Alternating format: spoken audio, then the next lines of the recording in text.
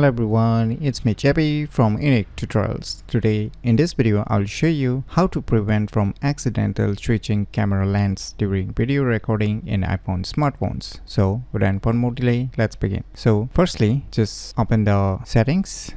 Now just click on this camera option. Now just click on this record video. Now just scroll down below. Now you'll see here one option written lock camera. Just turn it on. Now just minimize it. Now just open the camera application. Now just select the video mode.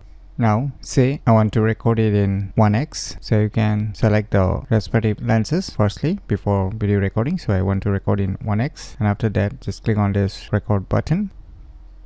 Now it's recording. Now if I try to click on this other lens, so you can see here it's completely locked. So you can see it's grayed out. That means it's completely locked. I'm unable to choose to the different lenses. So it's working perfectly, and if you want to restore it back, just move back to the same settings and just disable this lock camera.